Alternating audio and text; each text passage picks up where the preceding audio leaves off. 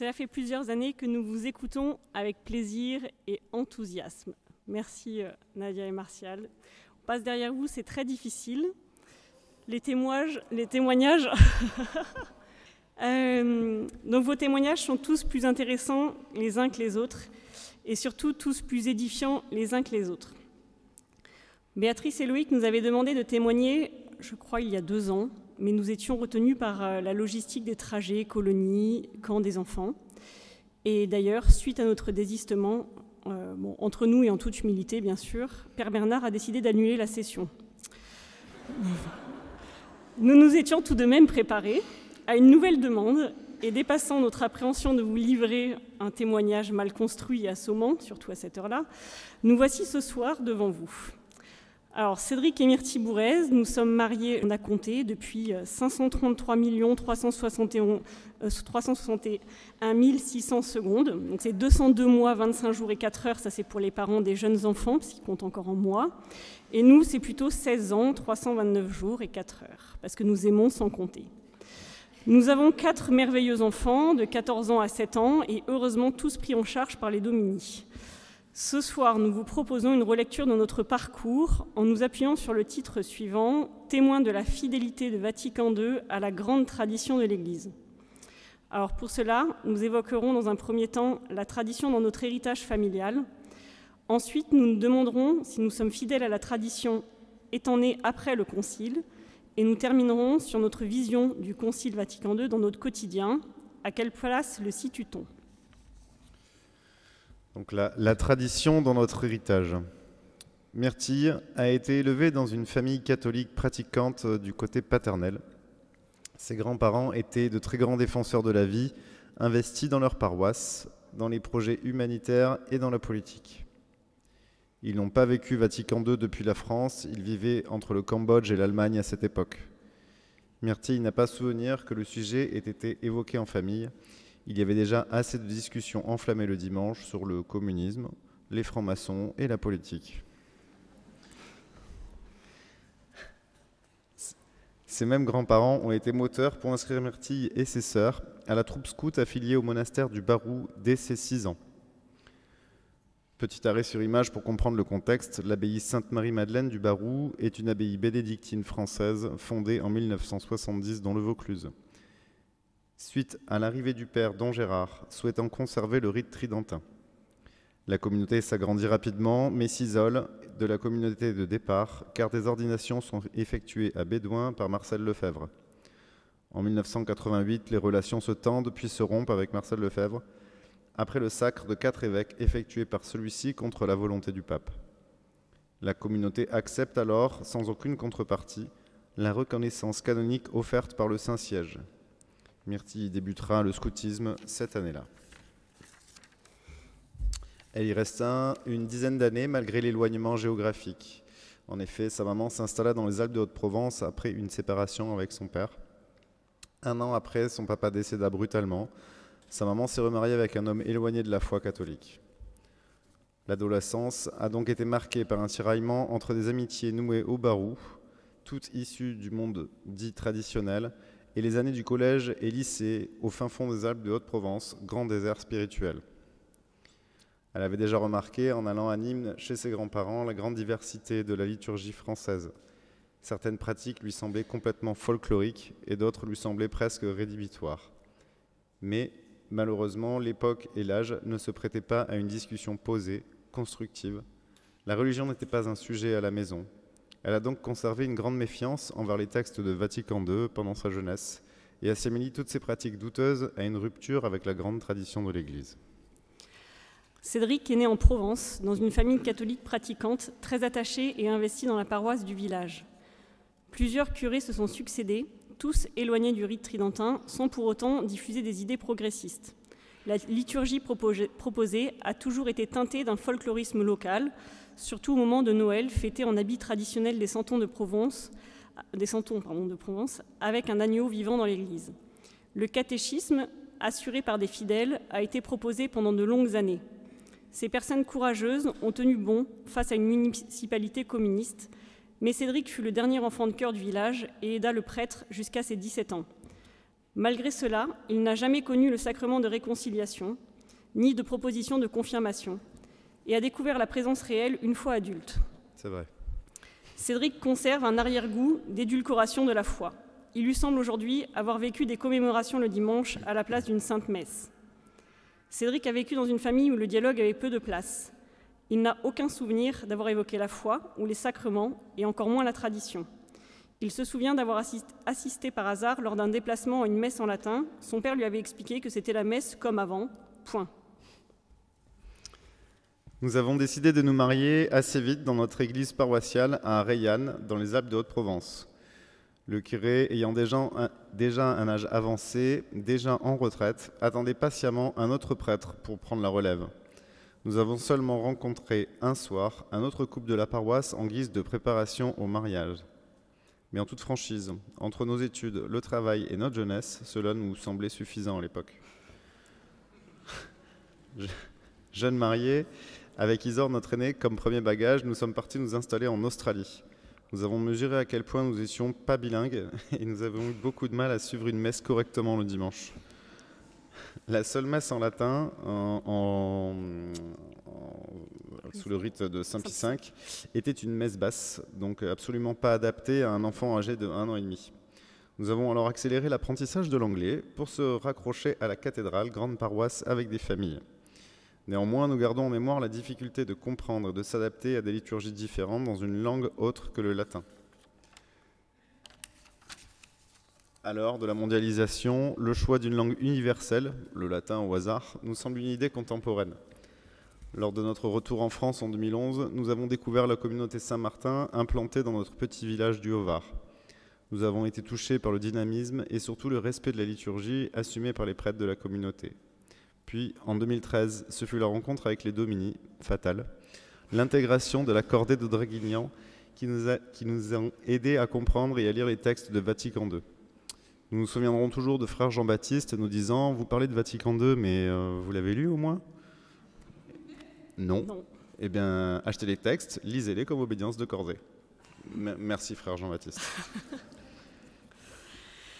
Maintenant que nous avons situé le contexte, précisons un peu le vocabulaire. Le mot tradition, en latin traditio, acte de transmettre, vient du verbe tradere, faire passer à un autre, livrer, remettre. Une tradition dont le sens usuel est l'ensemble de coutumes, d'habitudes, de pratiques qui sont mémorisées et se transmettent d'une génération à l'autre. Dans l'Église, la tradition, avec un T majuscule, est plus qu'une transmission intellectuelle. Elle s'appuie sur la parole de Dieu, confiée par le Christ et par l'Esprit Saint aux apôtres qui la transmettent à leurs successeurs pour qu'ils la gardent vivante et la répandent avec fidélité. Ces richesses passent dans la pratique et la vie de l'Église qui croit et qui prie. Pour résumer, merci le compendium numéro 17, la tradition est un dépôt de la foi qui contribue au salut des hommes. Que retenir ? La tradition n'est donc pas une question de latin, de soutane ou de rubrique liturgique, mais bien une question de foi. Nous nous étions un peu fourvoyés dans notre interprétation.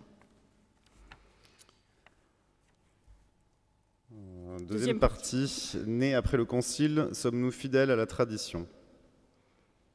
Nous sommes nés après le Concile, 20 ans après. Nous n'avons malheureusement pas connu Saint Jean XXIII ni Paul VI.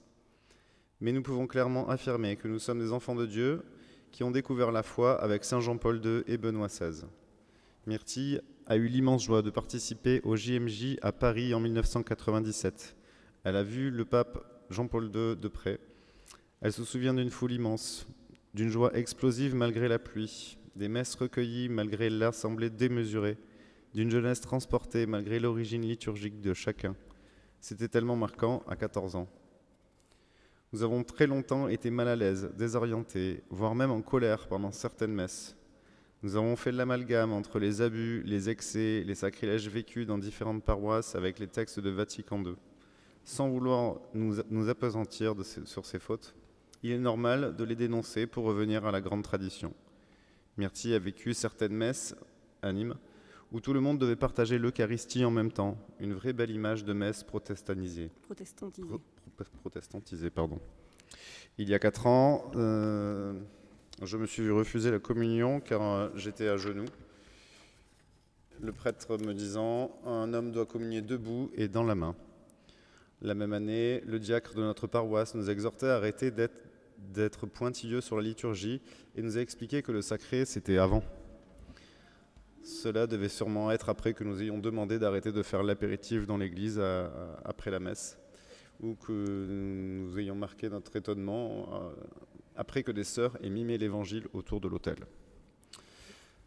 Nous avions une vraie soif de la belle liturgie, de la liturgie respectueuse du sacré, des lieux, des hommes et surtout de Dieu. À Angers, nous avons eu la chance d'avoir une paroisse mixte. Certaines messes sont également proposées en rite extraordinaire avec un abbé exceptionnel. Sûrement un saint homme, humble, patient, intelligent, dévoué. L'ayant rencontré pendant le confinement, nous avons goûté la joie d'avoir des sacrements qui nous transportent.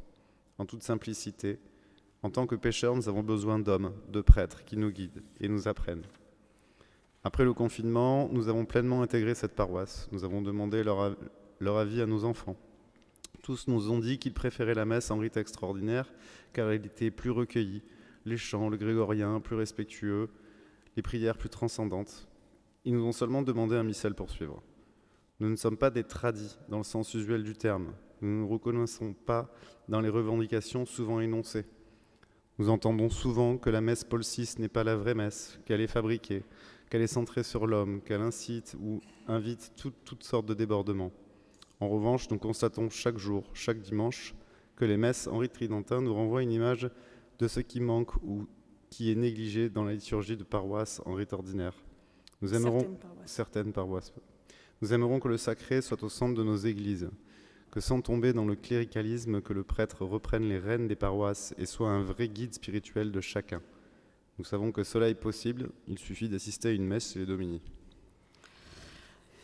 Parmi nos lectures, un texte a été important pour nous, important pour comprendre ce qu'est un abus ou une pratique incompatible avec la foi. Il s'agit de l'instruction Redemptionis Sacramentum, éditée en 2004, qui présente clairement ce qui doit être observé et évité concernant la très sainte Eucharistie. Nous nous en sommes nourris pour mieux comprendre la grande problématique autour de Vatican II, la mauvaise interprétation des textes pour certains, ou le contexte sociétal qui a servi d'excuse pour d'autres. Voilà un passage, on ne peut pas tout citer.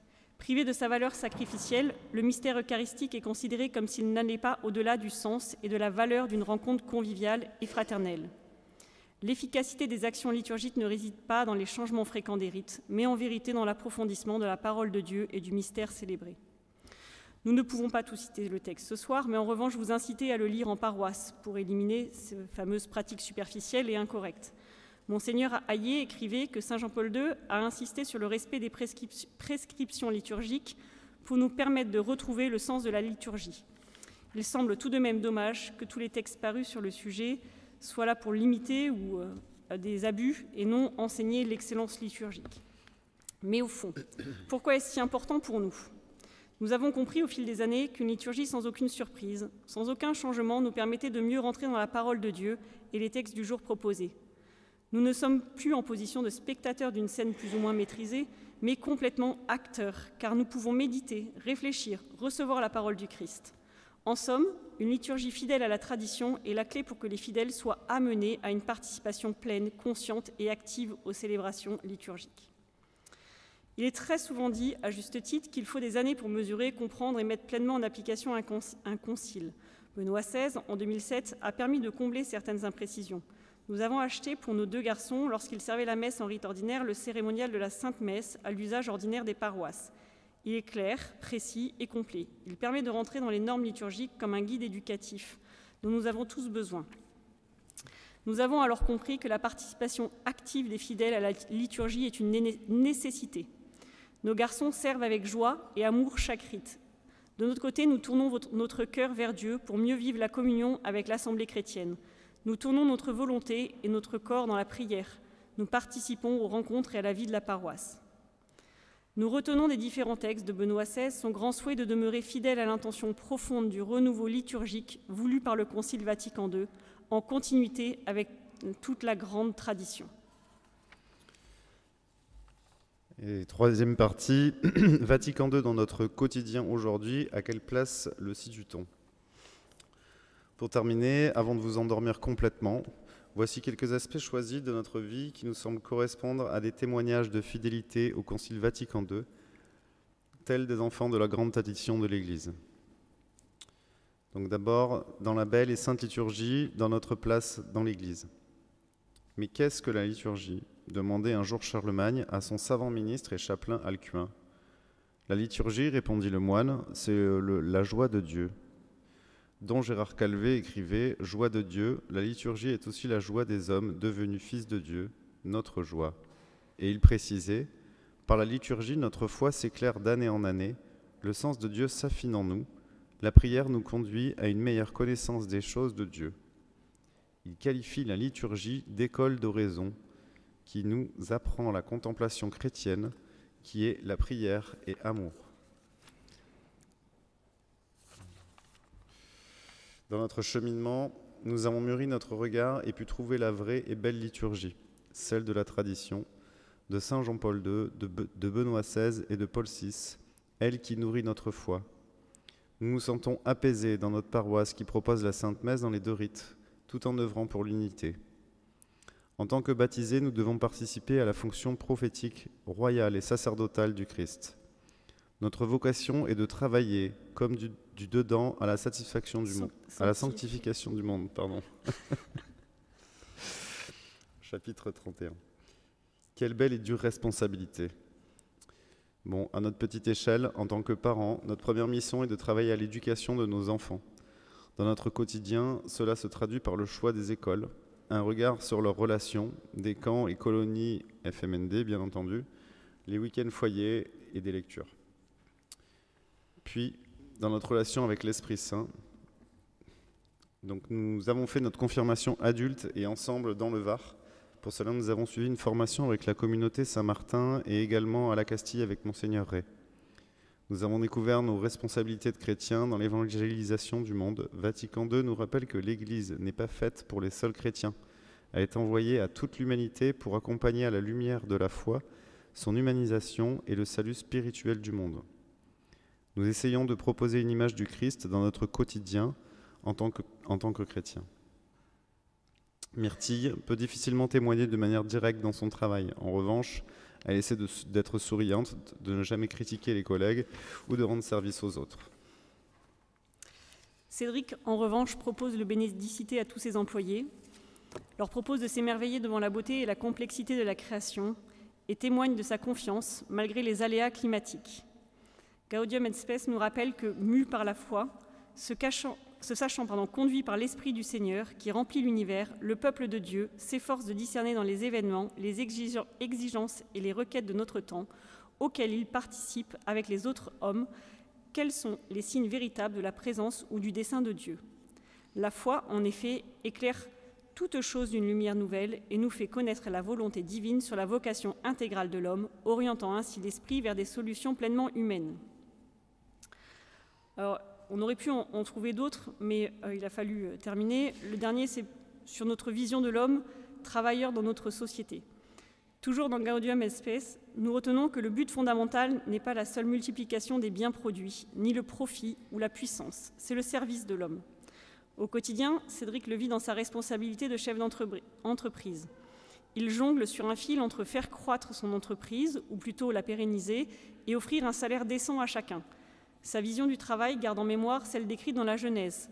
Tu auras ta nourriture en cultivant les champs, c'est à la sueur de ton visage que tu gagneras ton pain, jusqu'à ce que tu retournes à la terre d'où tu proviens. Cédric a le souci de l'épanouissement par le travail de chaque personne et de sa capacité à nourrir sa famille. C'est un devoir social important qui permet de respecter la dimension humaine de chaque membre de l'entreprise. Nous ne pouvons pas vivre de la providence, enfin, nous n'avons pas vraiment essayé. Nous avons encore quelques peurs et réticences.